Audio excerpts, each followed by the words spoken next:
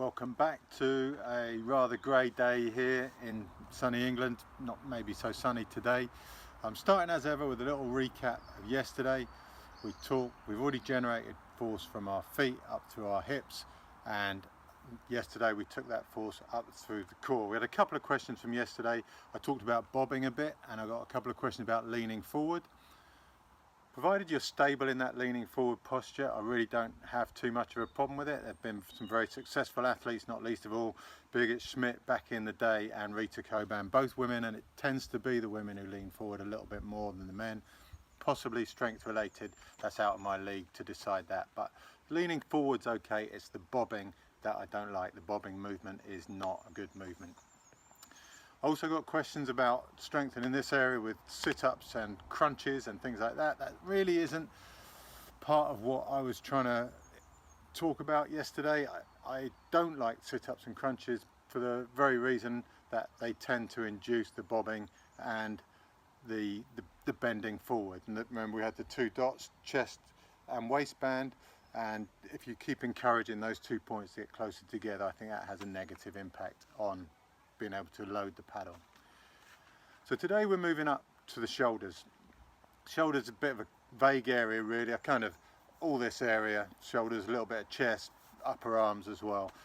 But this area basically. So we've generated so far a load of force coming up from the ground or the footrest, through the ankles, through the hips, through the core, and now it's just going to explode out the top unless we put a lid on it. And those shoulders are the lid. So all the time those legs are pushing up, our shoulders are pushing down, and the two forces meet somewhere here in the middle, just below your rib cage, or just at the base of your rib cage. So the shoulders, their job is to put all the force that we're generating back into the boat, because that's where we need it, into the boat, into the water.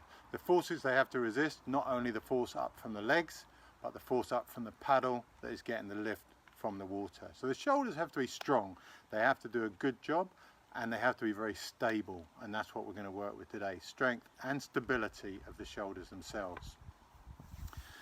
In addition to providing that cap that keeps all the energy in, they can also add a little bit of bonus because we've got rotation in the upper part of the spine. It's not a lot of rotation, comes from the lower bit, but from the upper bit we've got quite a lot of rotation, and we can use that extra bit of rotation to gain some distance and some extra power when we actually put the paddle in the water, and we'll show you that on the ergs. The third thing is that those shoulders, top shoulder is responsible for dictating the path of the bottom paddle in the water. It holds that paddle under the water. The paddle wants to pop out all the time because that's what the water is trying to do to it, and it's up to this top shoulder to compress everything so that that paddle in the water follows the path that you want it to follow, not the path that it wants to follow. So they're the three things. So the shoulder has to be strong, and it has to be stable. It has to resist load, and it has to generate force. So we'll move on to the ergs, and we'll hopefully show you a few things on there. On the slider then, I'm hoping to show you the direction of forces that the shoulder needs to apply, and what problems you will see as a coach if your athletes are not applying that force. So far through the other three videos, we've noted that when you load this bottom paddle, the body wants to distort. It wants to distort at the waist, it wants to distort at the hip, and it wants to deviate away from this paddle where there's a lot of load. So in this position, if I were to distort, this shoulder goes high. The correction for that is to load this shoulder downwards across the body to this hip so that that shoulder comes low and we've straightened up our midline. We'll see it from the back in a second. So that's the distortions we've already talked about, and the shoulder has a big impact on all of those. No downward force on the shoulder means that this shape is a lot easier to get into. Excuse me. The other force that we're going to apply, even if we're strong through the core, strong through the hips, when we load this paddle, the whole body can come across. Still straight, but it's hinged across rather than folded across. So the leaning out, exactly the same thing. This shoulder has to push down and across to the opposite hip to bring that vertical back in. So a quick look under a bit of load, no pressure from the top shoulder and no connection through the hips, and we get this shape. To correct that, I push down on my left shoulder until I'm upright again. If I've got all that core that we've done in the leg and I load this paddle, I can lean across to that side, which is a common fault. We'll see that on the real erg later. Leaning away that side, I need to push that shoulder back across the diagonal to straighten things up. What happens is all the force comes up through the leg, down from the shoulder, two forces meet in the middle, and when you take a good stroke, that is where it all comes from. Everything is generated or generated from the floor up, from the top down, but meet in the middle there. And that's where you feel it when you get a good strong pull. The same movements illustrated from the back now with our vertical stripe.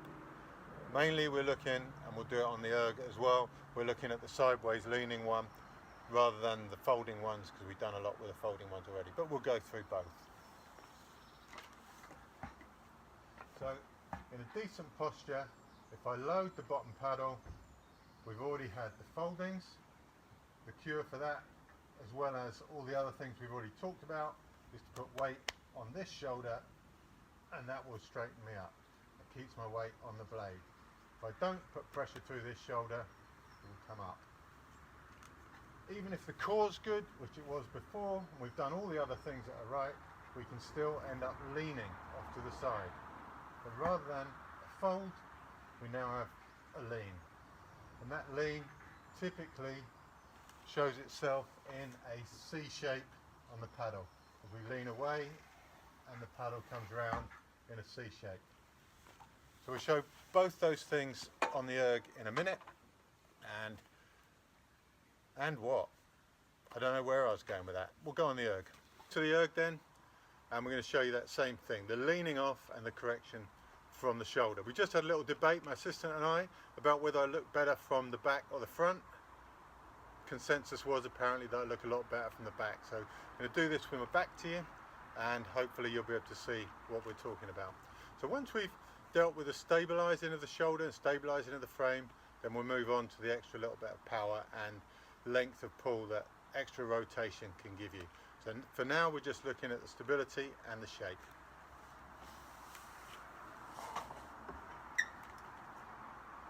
So I'll tell you what I'm going to do, always a winner.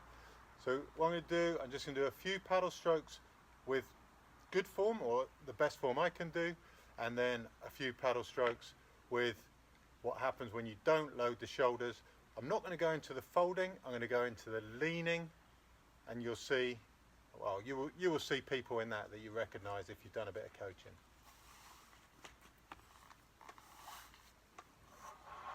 So we'll start with some good pulls.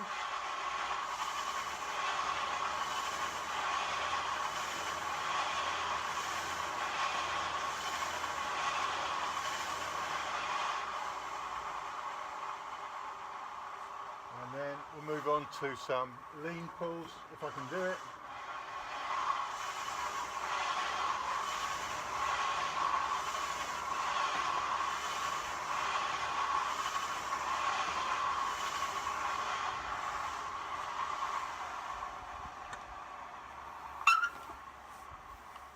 Hopefully you can see the difference.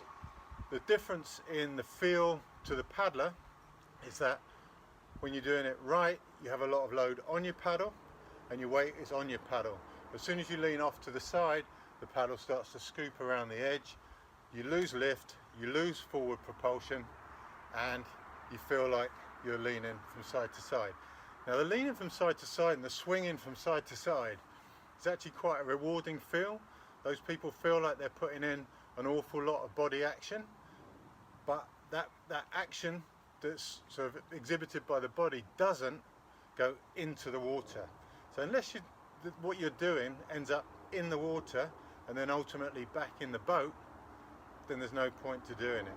So partly that came around from years ago in the UK when we had our Hungarian guy who came and talked to us about the power circles and talked about swinging and rolling, and a lot of that was misinterpreted by people who took on the whole body swing as a positive. It isn't a positive if it's not adding to the boat speed. The second part of what the shoulder does is it adds a little bit of range or length of stroke and some power. Now, for most people who are paddling, that's a luxury. It's icing on a cake. First you have to make the cake, obviously. There's no point putting icing on a load of wet ingredients. So first build the cake. That is the important part. The cake is what we've built so far. The extra bit of shoulder rotation, hyperextension if you like, does a couple of things. One, it puts a torsion through your body. So that body is ready to elastically unwind without any effort from you. It wants to come back because you stretched it, and that's power for free. And the other thing is that now the hip can go back at its speed and the shoulder can come back and actually catch it up. So the shoulder comes back faster than the hip. Shoulder coming back faster, boat going forward faster, job's a good one. So I'll try and illustrate that. Hopefully I've put the dots in the right place. So here I am ready to take a stroke, standard stroke. Hips are pretty much facing forwards, shoulders pretty much facing forwards. And now if I want to add that little bit of extra, I overextend that shoulder. Granted, I did that by taking my hips back. That's just the constraints of the machine. So from here, where my shoulder's pretty much square with my hips, I can over rotate and I've got that length of pull. Now, just as an illustration, you can see how far that paddle comes through the water from there all the way to there, and I've yet to bend my bottom arm. So that whole journey from here to here is done entirely on the rotation we've generated from the legs, the hips, and that's now the little bit we've added from the top. Remember, the bit that we're adding from the top is a bonus. It's not 100% necessary if you're just going for a nice paddle and you just want to be efficient, but if you want to go super fast, then that is a little bit essential. So I think that's covered that, and now we'll go on to some exercises that hopefully will strengthen and stabilize the shoulders to allow you to do that. Exercises today then are aimed at two different jobs that shoulder has to do. One has to stabilize this whole frame while we're putting forces across the frame. So strength between this shoulder and the opposite foot are key to being able to control the power that we're generating and to put that power back inside the boat, which is where we're going with this whole thing. So firstly, when we're stabilizing the shoulder, I want those shoulders to be stabilized, go side on, with my hand, arm in a nice canoeing position. I need that slightly bent arm. I don't need to do exercise with a straight arm because that doesn't stabilize this whole area across here, or doesn't strengthen as it stabilizes. So the first exercise we're going to do is we're going to be in a press up position and with arms half bent, nice straight body, and from that position we're going to take one hand off and touch the opposite hip and then put it back down. The key to this exercise, and the reason why I've got this pole running straight down the length of my body there, is that what I don't want to do is deviate from central while I'm doing that, because that negates everything we've done so far. So if you've got that pole down the middle and you take this leg off and you deviate to the side, that is not what we're trying to do. So we're in this position, I wouldn't be looking up, I'm trying to talk to you at the same time, arms slightly bent, and I just touch the opposite hip and down. Touch the opposite hip and down. Now that isn't easy, so we can have slight regressions on that. That's where we're trying to get to. There is a progression as well, which we'll show you. But to start with, if you're struggling with that, just to be in that bent arm position is a good start. And then just reduce the weight on one hand slightly and reduce the weight on the other hand slightly. So you can just put Less and less on one hand, less and less on the other hand. Try and picture just lifting it up enough to put a piece of paper underneath. If being on your feet is too hard, come onto your knees and we can do the same thing from our knees. I think you get the idea. Ultimately, and I don't think I can do this very well anymore, I need to have that hand in an unstable environment, like a rubber ball. I need to get into that shape and hold that shape on a rubber ball, and I nearly died doing that. So I'm going to show you that once. You can press replay if you want to see that again. So that's your ultimate goal, is to be able to support this hand in an unstable environment with a bent arm, straight body, no deviation. Similar exercise to stabilize those shoulders is to hold a press up position on the ball, again bent arms, good straight body. Let's see if I can show you that from the side. From the side, bent arms, and you can progress that by writing your name, somebody's phone number, do whatever you like with it. Okay, I swear those used to be easier. So they're quite hard exercises. Then there's this idea of compression that we need to get. So we'll move on to some strength exercises. First one, if you've got a ball like this, is a great tool for that. You can simply, hands high, elbows low, and hug that ball really tight into your chest. And you get the feeling of everything coming into the middle. If you haven't got a ball, maybe you've got someone cuddly at home, I don't know. You're going to give it a go. It's worth asking. Also with the ball, those same lines, this sort of position, and again, trying to get your elbow and shoulder across the body and just crush that ball. Relax and crush down again. It's a bit static, that one, but it's also quite hard to do. The next exercise we've got is to practice that compression that we need with the shoulders. Both shoulders compressed down to lift the chest up. So we're squeezing down with our shoulders, standing up with our legs to take us out of the boat. We're taking our weight out of the boat. So I've got a little set of dips bars here, but you can do this equally well on the corner of your kitchen tops. If you stand right in the corner, hand on each side. So all we're doing is practicing shrugging our shoulders to lift our chest up, shoulders down. And that's a thought process we're going to have through a lot of these exercises. Pushing down to stand up. So we're not after a full dip here, we're just on the dips bars. We've got our neck long, fall into your shoulders, and then squeeze those shoulders down. So drop it down, standing up, dropping down, standing up. So you can find somewhere to do that at home, I'm sure. Two more exercises, both standing and both using our trusty door, which you will all be reassured is still alive from our first attempt when we nearly pulled the handles off.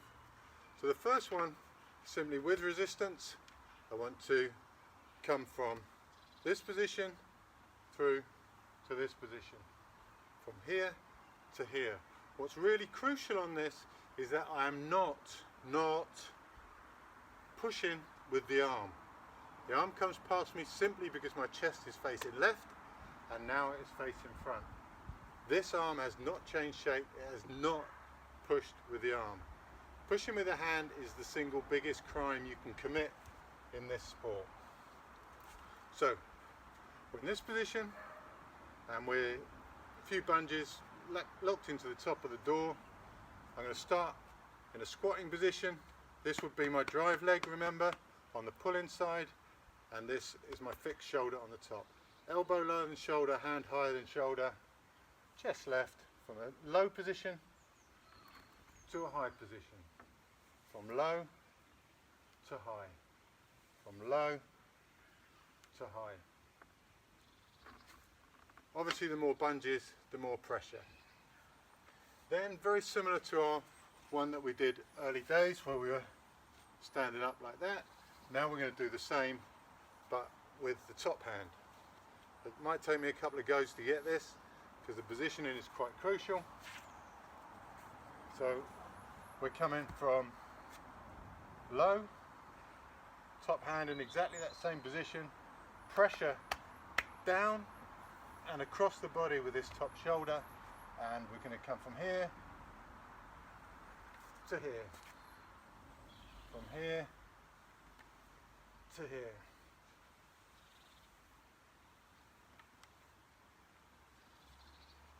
That takes a little bit of working out. I don't think that was perfect actually, but it was good enough to show you what I mean.